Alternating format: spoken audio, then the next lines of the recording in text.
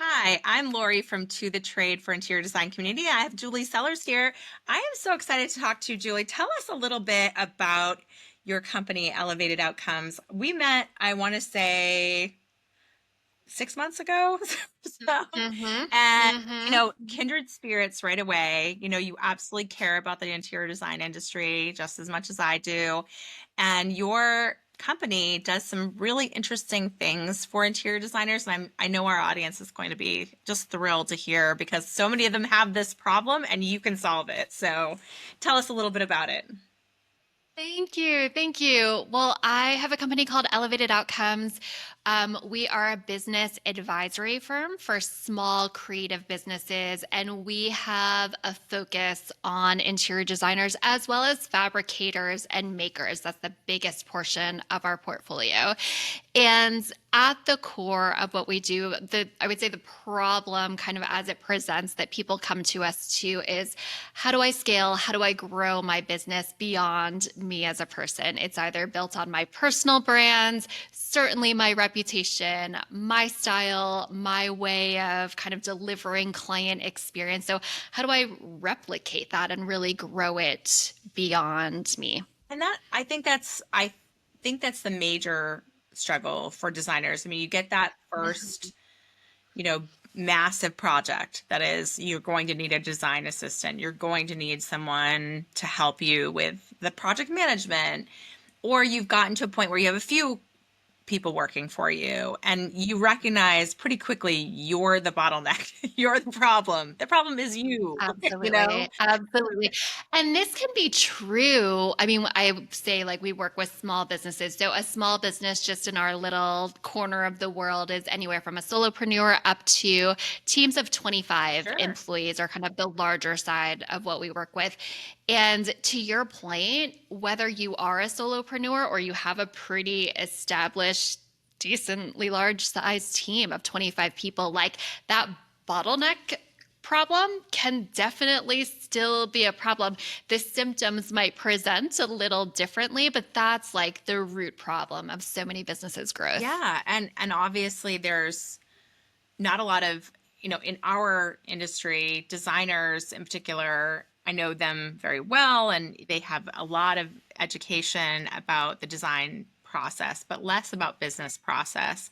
And so Mhm. oftentimes there's struggle with anything on the business side, marketing, accounting, all of those things are very challenging sometimes, but the growth piece or even managing a team is something that is just very foreign to a lot of people.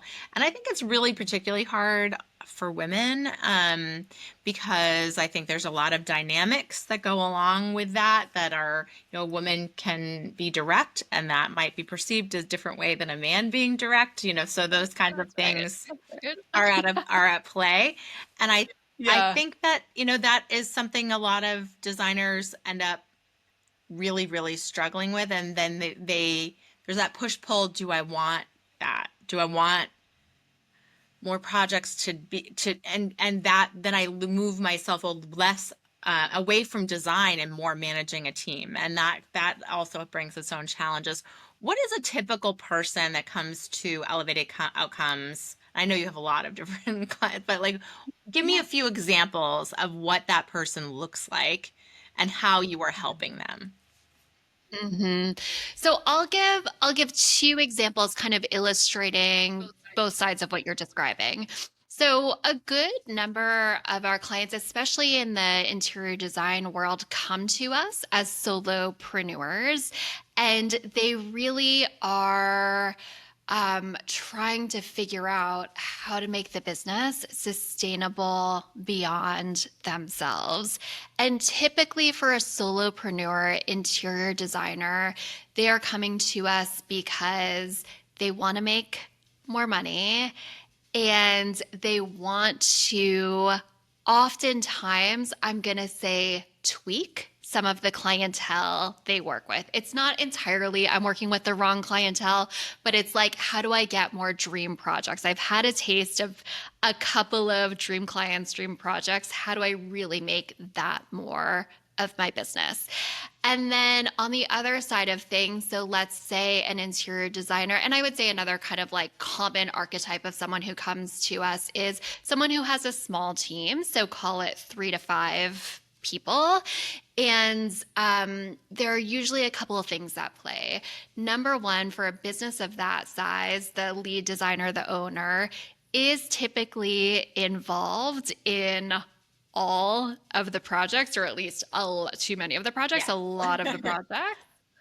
And they're kind of that external bottleneck. But when they have that small team, when they come to us, they tend to also be the internal bottleneck. So everything that their team is doing around them still has to run through them or be touched by them in some way. So again, there's that sustainability and growth question, but the way how I say it, like the symptoms show up quite It's differently. so hard. I've managed a large team myself in my career, and you Mhm. know, the when you get a really great cohesive team where you are working like a well-oiled machine and everyone has their place, it's so fantastic, but it's so hard to get there. It's so hard to get to that point where everybody kind of knows what they're doing and you've built the process so that people can follow it and it still looks like you. It still feels like the team you're running. And I think that's where designers Right. struggle because especially in the creative world,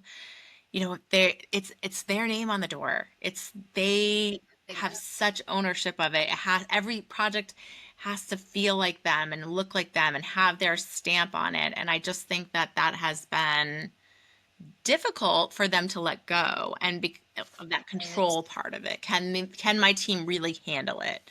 You know, Right. is that what you're finding? Absolutely. And I'll even just build onto what you're describing. So, particularly in that scenario where you do have a small team, typically what we see, and how I say, like, the owner is still touching all or most of the projects. I mean, the way they are presenting to clients and then operating internally is that owner designer is like still the designer, like really playing that role of lead designer. And so maybe the people on their team are in kind of assistant designer roles or doing project management, but it's like, okay, I'm still relying on like this figurehead person as the person who is doing my project, right? And so the challenge then is to not only build up a team, but I call it the difference between like delegation and transference. Like, how can you really transfer the skills, the brand experience, the client experience so that everyone that you are working with has that cohesive experience of what it feels like to work with your firm, and especially in design, that there's continuity of that design and style, etc.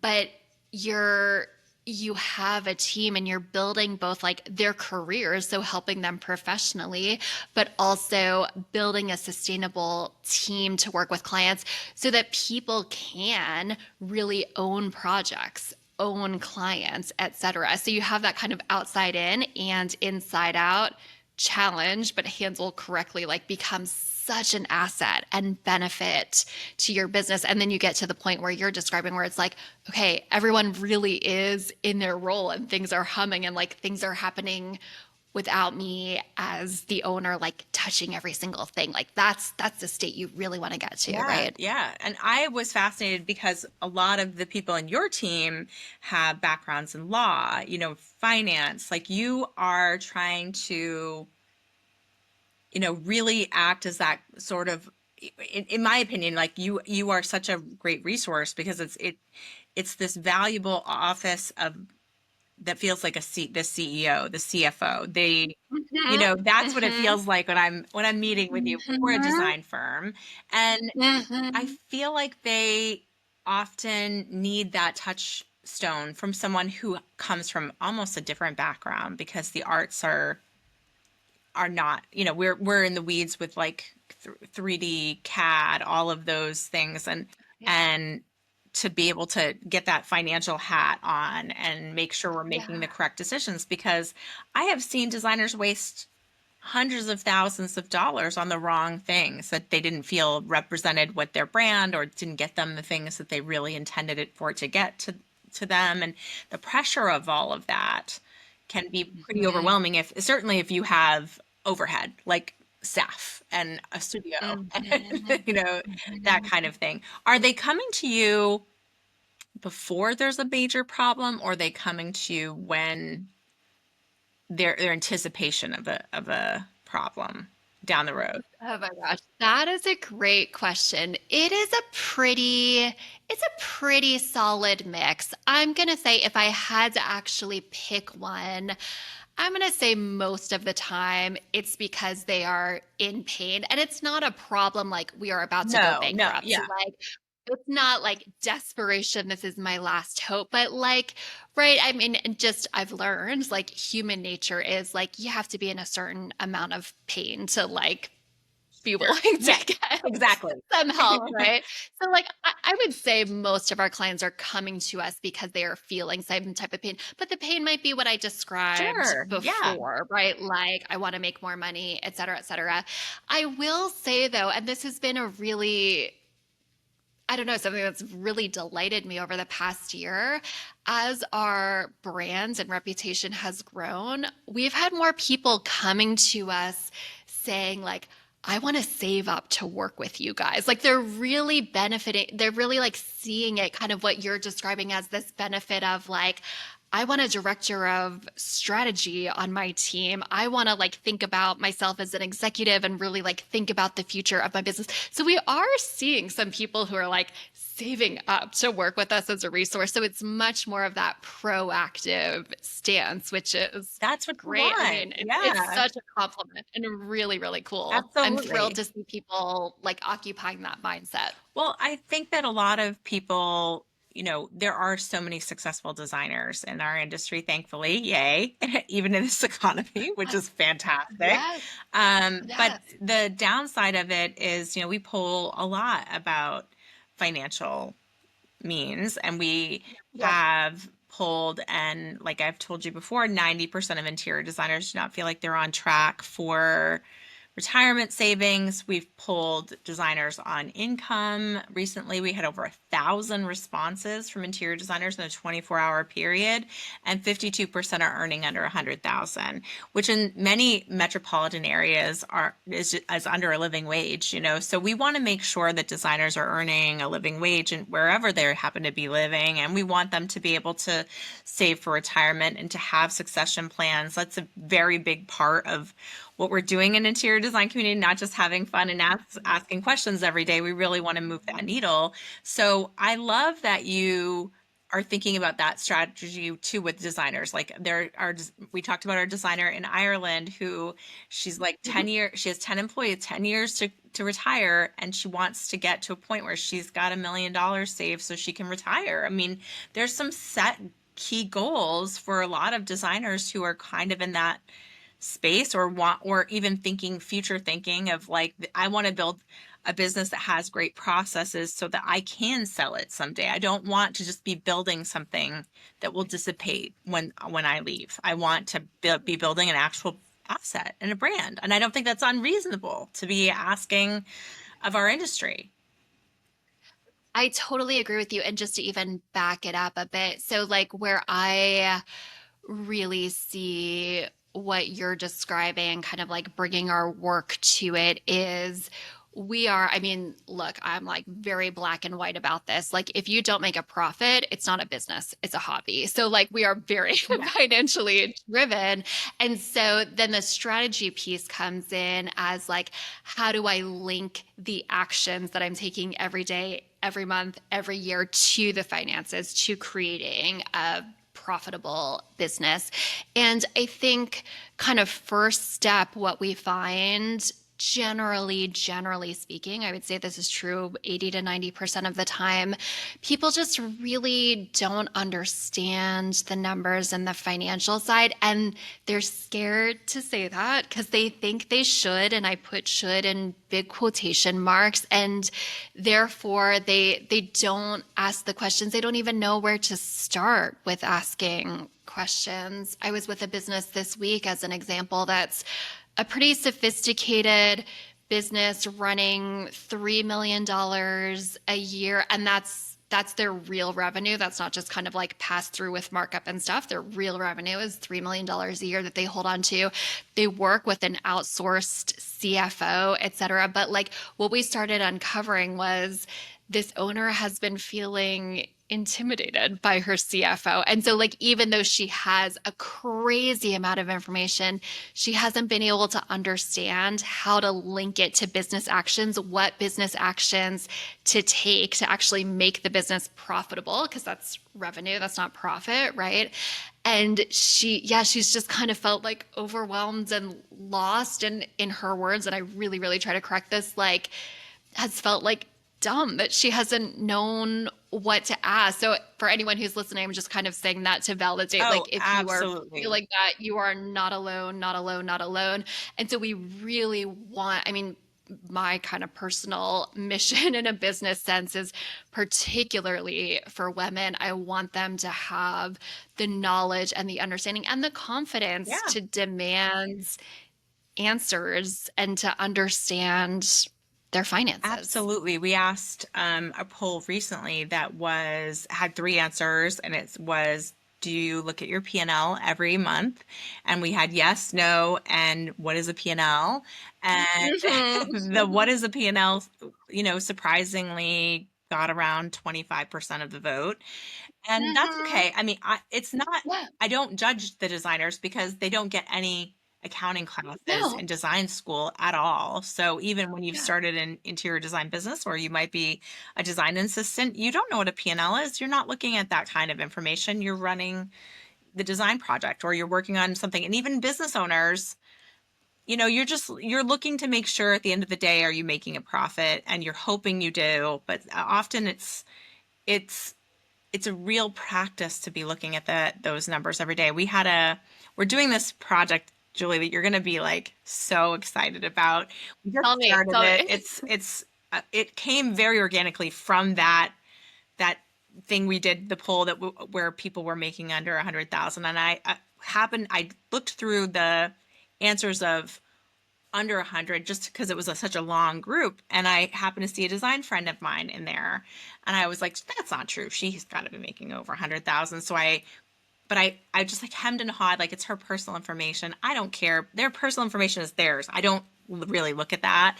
So but I felt like I needed to talk to this designer because I kind of felt like that can't be true, right? So but I did call her to say, is this true? Is this really the number? And she's like, yes. And it was really because she's been struggling with flat fee versus hourly fee, and flat fee she's been kind of overextending because she's, amazing and thoughtful and kind and wanting to help people.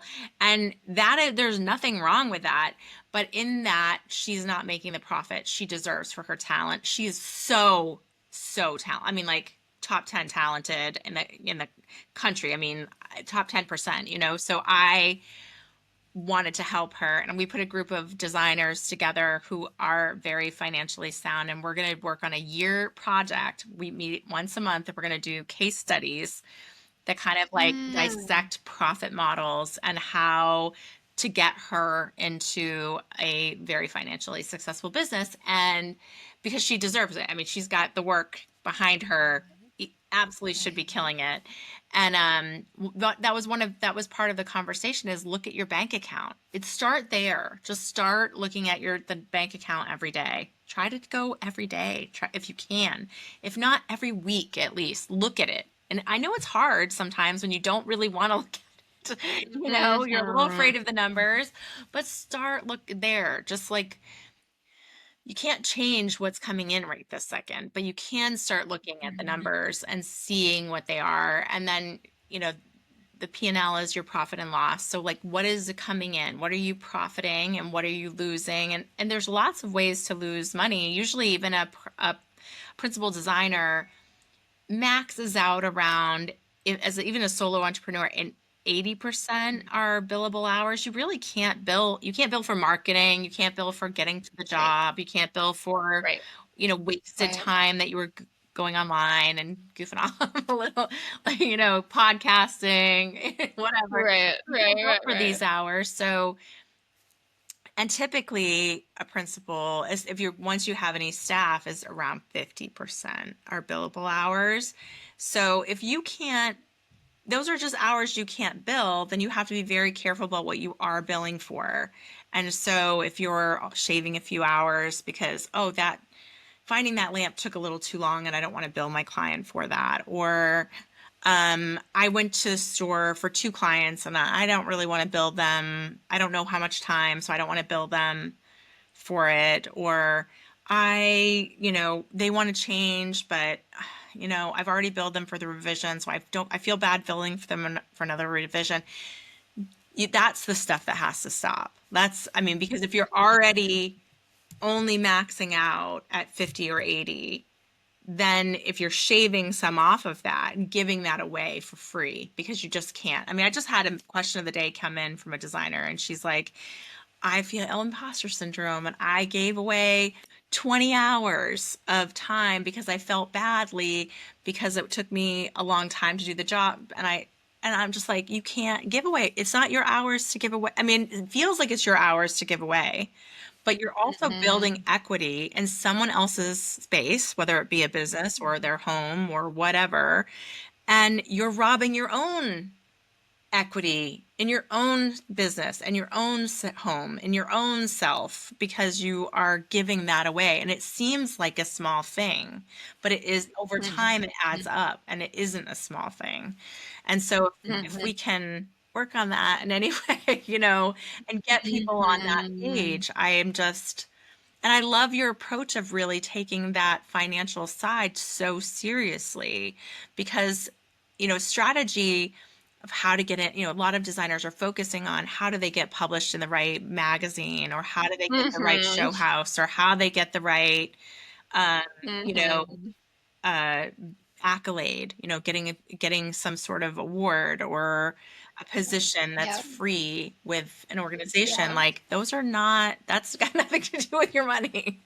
That's usually not good. It's usually things that cost money. They don't actually make money. So I'd love to Right. see it be focused more on what makes the money. I love that The you're doing things that are gonna make you money. yeah, Yeah, yeah. At the exactly. end of the day, that's the good stuff, and I think Right. even like licensing deals and things like just looking at the um opportunities that come along for a designer Mhm. and that seem Mhm. like really, really smart decisions. And sometimes they are, sometimes they can work out to be a smart decision. I know designers who built careers from being in the right show house and getting the right press from that, or getting into the right magazine, or getting the right licensing deals. But I've also seen designers who've done all of those things and gotten nothing from it. And you look at their finances and Yes. it's not very compelling.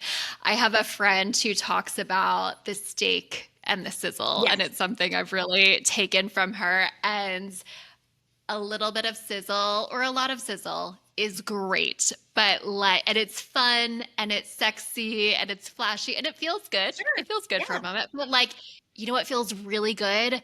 Having a solid steak that Yes. makes you money. And so like that's the way I kind of think about things. And again, not like, of course I understand, especially in the design world, optics are a part of it, the sizzle is a part of it, but like we really focus on the steak Yes. part of it that's Yes, you gonna do. You make money. do. You do. And that I think is the most valuable part, is that, where is, and really getting down to the motivation of the designer too. Like, are you interested in this Sure. because it's an eco metric, or are you interested in this because it's going to make you money? Right. You Right. know? And yeah. And so what is that if someone is feeling set with money or their business is more of a hobby, fun business and they want this sizzle because like feeling good or whatever you want to call it, like is the motivation, like great. Just make sure those things are aligned and you have Yeah. the You know what you're getting vision aligned into. with the intention. Exactly. Absolutely. Exactly. Yeah. And I think just kind of going back to the broader financial picture, like kind of pulling together a couple of the things you were touching on, I think the thing that's complicated, certainly not insurmountable, but people just don't break it down in this way about the interior design business is the way that you look at that financial model, I think should be quite precise. I think we should be careful about language. I think we should really like define what these things are, right? So in the interior design world, obviously I'm not saying anything you or the listeners don't know, but maybe just giving new language to it. You have, let's call it a 5 million, 10 million, even, I mean, it can be smaller, half a million, whatever dollar business. Like that might be the thing that you see on your top line in your QuickBooks. If you have QuickBooks, if you do look at your P&L, you say, I have this $10 million business.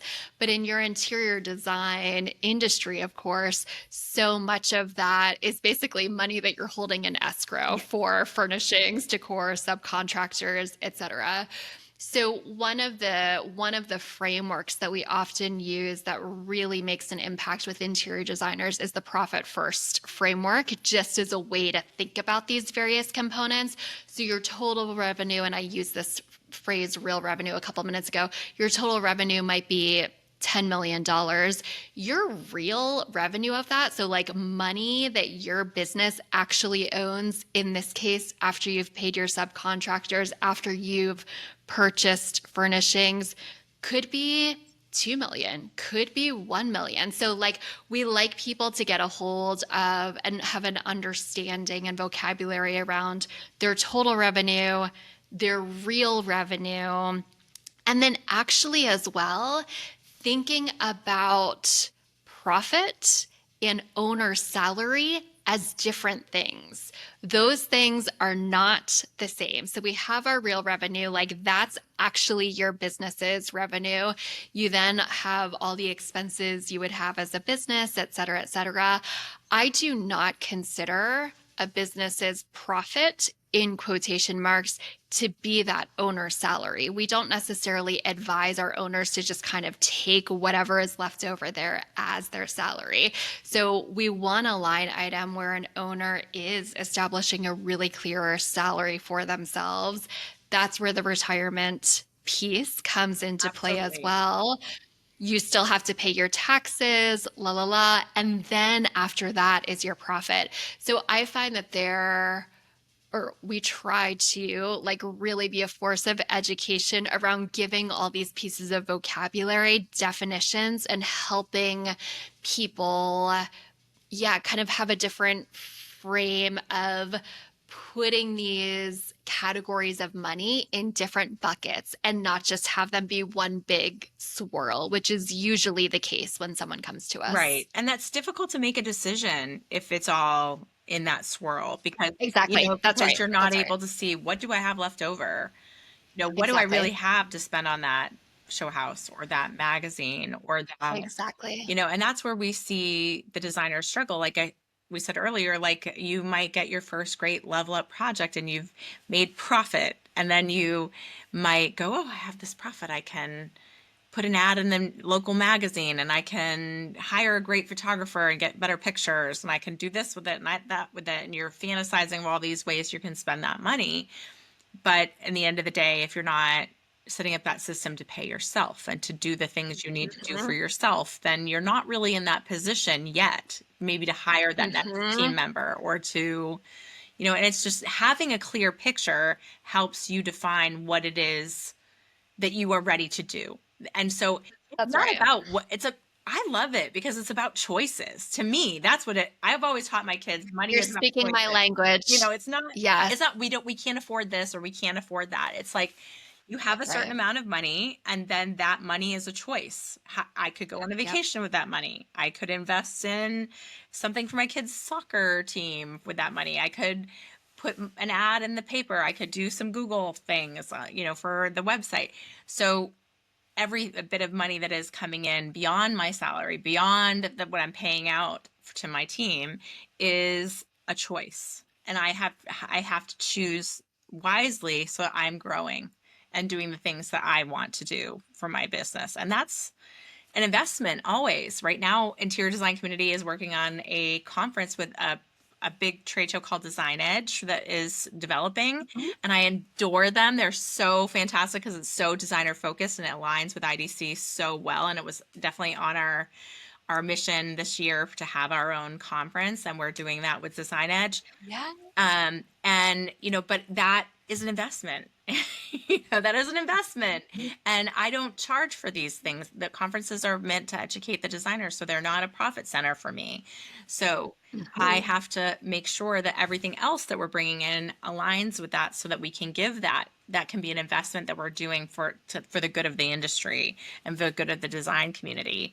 And so knowing that that is a loss leader for me, or going to High Point and having education as a loss leader for me, I build that into what I am billing for, with brands paying sponsorships or members helping with design. They pay a small membership fee. Those things go to help do the things that also educate the market. So, but you have to know your numbers, or you can't do the things that you want to do. And That's that's the tricky right. part. Yeah, I mean, you are just speaking my language. The phrase that we use, same exact thing, is like, we want you to create optionality Yes. for yourself, especially, I mean, I feel very passionately about this for females. I want females to give themselves Yes. all the optionality, and not just right now, optionality into the future, right? And I think part of what is embedded in the scenario you're describing is having an honest conversation with oneself. Again, to your point, once you have the information about short-term trade-offs versus long-term trade-offs. Like, I think of a client who is wanting to and debating taking a significant increase in her salary. And our job is not to tell people what to do, but it's to help them tease out that optionality and the choices to make that are aligned with their goals, short term and long term. And so the kind of analysis we are doing now, and it requires personal reflection and like personal life and circumstances, of course, comes into this too, is like, okay, like the business can afford for you to take that significant increase in salary. Here's the trade-off to that when I think about staffing up for this expansion project that we have going on, et cetera. Like, do you want to take that short-term personal bump for yourself and trade off the longer-term investment that would probably build more equity in her business? And I don't know what she's going to decide. That is totally going to be her Sure. decision. But that's the kind of analysis, as well as bringing, and this is a huge part of our business, like really helping people bridge together the personal side with the business reconciliation. Like, our interest and the role that we play is in building a sustainable, growing business, but not ignoring the reality. This is creative industry, obviously. People started their business for a reason. It's small business. Obviously, personal motivation like has a huge home here. And so for me and my fellow strategists, I mean, I think that's for us kind of personally one of the most interesting parts of our jobs is like bringing together that personal side of things with the best and financial fact driven interests of the business, but really recognizing like they have to play together in this world, Oh, in this market. absolutely. And I love that you're giving that client those kinds of that picture of what both scenarios would look like, because Mhm, that is mhm, how a person makes, I'm a big pros and cons list person. I mhm, love a pros and mhm. cons list. Never found one I didn't like. Everything decision I make usually has a pros and cons list. Um, every big one anyway. And so Yeah. that is something that I think that everyone should be considering.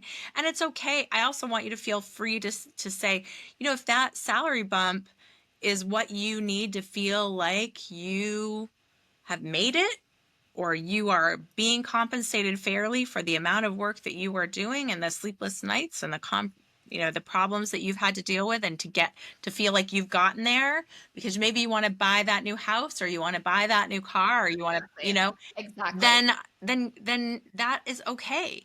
It is okay if it Absolutely. if it's if it Absolutely. struggle it makes your growth a little bit slower, but knowing Mhm. the picture, and Right. having the choices, and Right. clearly defining it and figuring that out, and really taking the time, especially when it's a big financial decision, to weigh that out and really not be glamorized by something else Mhm. someone else is doing. This is what happens in our industry so often is like that person over there got that and that person got an award and that person got, and I admire them. So I feel like if I want a business like they have, I have I to have have to do that. that. And it's just smoke and mirrors, guys. It's, you sometimes they paid for that opportunity. It's like the Hollywood Walk of Fame. And I like disillusioned found out they have to apply for it themselves and pay for it themselves. And I was like, what? What? I never knew the stars on the Hollywood Walk of Fame were paid for by the actors that got it, and they have to personally apply for it. I thought it was like this big honor that is bestowed upon an actor. No, it's like there's a lot of things like that in our industry too that are, a smoke and mirrors honor. And so it doesn't necessarily, and that's not to say that that's not real. Like people, No, you have to apply for no. it and people really got it. Oh, And, it is an yep. honor. Obviously not everybody can have a Hollywood Walk of star on the Hollywood Walk of Fame, but it's still it's not as like, you're still having to apply for it and pay for it yourself. So I it's say not as all the sexy, time, right?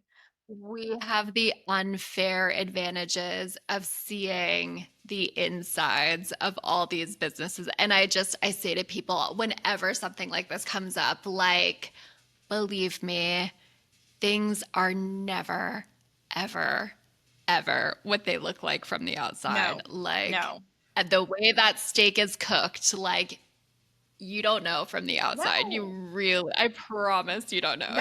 no, no. Yeah. And I will be vulnerable and say, like, interior design community, the first years I did interior design community, I paid myself $0. It cost me money Yeah. to make IDC Yeah. happen. Yeah. I worked tirelessly to build the numbers that I've Yeah. built. I am a Yeah. 7 day a week worker to this day. I work at night. Yeah.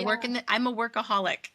I am a workaholic, but I love what I do. So it's easier to do it when you actually love what you do. But I do spend an extraordinary amount of time talking to designers, fielding questions, making that happen. It doesn't think anything that you build takes so much more time than people think it takes. Mhm. Mhm. And there's so many failures along the way that no one really Mhm. sees because no one's out there on social media saying, look at, I failed at this. By the way, we did this ad and guess what? Only 4 people clicked on it. Yeah, and I not so much on the failure side, but on the side of like how you just never know how much work goes into Sure. something. I use the analogy all the time of like the kind of mystique of the French woman, right? Yes. Like the whole idea is that like their look is effortless, but there was so much effort to look effortless Yes. that they don't like tell that whole story. Like that's what a good business is. That's what a good executive is. That's what a good owner is. Like they project it as effortless, but my gosh, there was a lot of unseen effort Right. that went into making it look so seamless and And effortless. years sometimes of growth and effort Yes. before you got to that level. And Yeah. that sometimes it's like there really are no overnight successes either. So that those kinds of No. things are really true. And I think in our industry, because it is so image conscious, there are even more, I don't want to say untruths. I don't think it's really untruths, but there's a lot of smoke and You mirrors. don't see the You're whole not seeing, you're picture. seeing that it's like an iceberg of what you're seeing. And with IDC, I say it all the time, like we do a question of the day, but there are probably 10 questions behind the scenes that are getting answered very unglamorously by me, like going, hey, you need to talk to this person, or you should be over here. And it's not as like it seems that one question comes in and one question goes out and a bunch of people answer it, but we very much are trying to like make sure the questions are, we sometimes have to put two questions together because they're very similar and, things like that to make sure we're getting as many answers for our designers as possible and getting them to the right resources. And all of those things are just true of any business. Like we're doing the best we can. You might see a designer's portfolio and you see their favorite projects. You don't see the work that they're doing when, times are tough and they had to do like 4 bathroom remodels that they really didn't want to do on a crappy budget. Mhm. So it's okay if you're it's tied. How do you tie, and speaking of that, how do you tie that piece that is ego? How do you address some of those problems?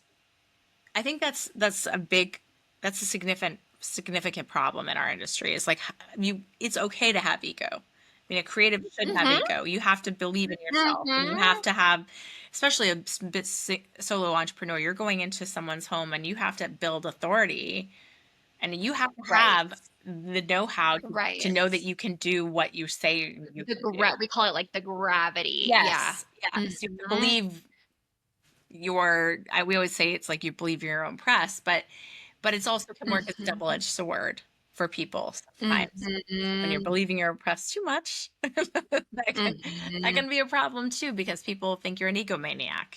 So That's interesting. I don't know if it has to do, I mean, I'm sure a lot of it does have to do with just the cross section of people that our brand particularly attracts. I don't see too many people walk in the door with an oversized ego. I mean, we are very careful about client selection, and that archetype just doesn't really fit resonate, into yeah. our mix. Um, but one of the things you're making me think about, so I hope it's okay to go Go, in a go, yeah. slightly different direction. We see designers and people in the design world come in with like really, really strong brands in their craft and their expertise. And I mean, that's it to your point. That is exactly what you want. What's interesting and makes total sense, right, is like that's where if you want to say ego in big quotation marks, the right confidence comes in, and you want to have that. But then on the business side, there's no confidence. And that's really where that imposter syndrome piece comes in. And so one of the bodies of work that we do with our clients is in what we call kind of the world of CEO mindset. So, some really specific and targeted work to help build, not ego, of course, but like confidence in the business side, so that we call it like have the insides match the outsides, so that like we really, really start to build your skill set technically and your confidence as a small business CEO to match your design expertise and confidence that has been well earned, like really teaching people that skill set, and then the confidence and clarity that comes along with that is a big part of our work as well. Yeah, I think it's tough. I think that is definitely something that I've witnessed designers really struggle with confidence, usually up until a certain point, and then some people maybe too much confidence later on. But it's Sure, very few sure, on that sure, side that sure. are just like maybe you can tone it down a little, but and that's hard because you're once you get to a certain level, you're only hearing, and this happens for so many people when you get to that certain level where you're very successful, sometimes you're not hearing no anymore, and you're not hearing Mm, that's not a great idea anymore because everyone right. wants to you've built such a successful brand that people wouldn't want to say that they disagree with you anymore. And that happens with a Gosh, lot of, high-end designers, I think. that is so interesting and makes total sense. Not a surprise. It's actually just a reality check for me, in that, the people who come to us to work with us, like, want to be challenged. Like, they are coming to us because they want to get better. They might have an exceptional business, but they love that like challenge to keep growing, and it's like their own kind of professional development too. So I say that to say, like, in my elevated outcomes world, I don't have a ton of experience with what you are describing, because we're just attracting people who are there because they want the Oh challenge and they yeah, want to yeah, be yeah. challenged. And I'm sure at some point, as you grow, that's wonderful. And I'm sure at some point, if they get used to that, just the idea of that, of a design business too, getting used to getting really honest, hard feedback. It's like Yes, that Band-Aid yes. getting pulled off. And so you get used Totally, to it and totally. then you rely on that. I mean, because it's Right. so often, and I always tell even designers who aren't hiring someone, have a couple of different friends, maybe 5 different friends from different walks of life. Look at your website, stuff like that. Look at your social media. Mhm. What do you like about it? What do you not like about it? This is the kind of client I'm going for. Really to ask specific questions, not just, can you easily find my name and my phone number and my address? Can you figure out how to put an inquiry in easily? What kind of design would you think I do based on my Instagram? Like things that, Yeah. come up with some questions. You can chat GPT this too, but like come up with some questions and really get some honest feedback, because I think that a lot of designers would find there's some holes there that they might not be seeing because they're just seeing it every day. They're looking at the same website every day. I know because I look at a lot of interior design websites and I see oftentimes their name's not on it. Their location's not on it. They don't have their phone number Mhm. easily to find. Like they don't have any words on their portfolio, so we don't know anything about what they did. I don't have any idea what that is. There a financial guide an investment guide that a designer can, a client could download easily? Is there, if they want to work with brands, is there a brand guide that a brand could easily download? Like things that make it easy. Your site should be something that people can play with and use and get information before they call you and decide they want to be your client. You want to be warming them up in all of your social media and in your website to make sure that Mhm. you are aligning with the right person and you are not aligning with the wrong person. So, but a part of that is information. And I think designers are Mhm. reluctant to share information. I mean, you will not Yeah. see, Yeah. and to some degree, design is custom always. Mhm. So Mhm. giving a price is custom, but at the same time, they should be able to look at each room and know what that room costs, what There they should be a profited. through line, Yes. right? Yes. Yeah. Yes. And I am on the side, which is I am in the very, very minority, that I would love to see more pricing on websites for interior designers because I do not Mm. believe, I think it really does intimidate people, the consumer side. No Mhm. matter how much money they have, if they don't know what they're getting Mhm. into, they're not going to make that phone call. I mean, you can go on a Mhm. Mercedes website and find out what a Mercedes costs, and that's a luxury product too. Mhm. Why is it so hard to even know what ballpark you're going to be in when you get into a design world? Well, I think that's a key. I mean, I like to talk to people about, and as you already kind of cited, that objection of everything is custom, right? But there should be a through line. Like, I like to tell people to think about it in ranges. Like, Yeah, you want to give a range, a ballpark, so that someone, like, you're setting an expectation for someone and you're giving, when you go first in that way, you're giving them right. something to anchor Well, around. I mean, you're helping yourself too because those are inquiries that you're gonna Right. eliminate inquiries that are not aligned with your client, Thank you. Thank you. obviously. But Yeah. also you're explaining what you know. I like it built into a case study. So you can explain every project is so beautiful, but Google, like I'm just talking from an SEO standpoint, doesn't know what those projects were or what you did. So treating it as a case study, like this is the project outline and these are the works that we did, very very factually, nothing romantic language in there, but like this was the process, it took this long, it did this, was this. And I think designers are afraid that that will scare away a potential client but I think that there are always clients that understand we're not in HGTV. I mean, it's not going to be 2 weeks and $20,000. We're going to have an investment for a whole home remodel, but they do want to know whatever, where are you with your ballpark and where are you and with your ballpark, and you could say low, medium, high, and for FF&E. It doesn't have to be always high end, and you work with your client's budget, and you can even put that in the case study. We offered different options for obviously a guest bedroom versus a primary. because I want to give my client that kind of treatment where I'm going to put more of their resources into the spaces they're using the most often that make their lives better, and less of the allocation of the budget in areas where they're not. And so I love that you're empowering the designers on the money front so that they can present this out to the clients, because a lot of this is missed in our industry. We just are Yeah. not doing it. I mean, fundamentally, I would say less than 5% of interior design businesses across in the world are putting any numbers on their website about what things cost.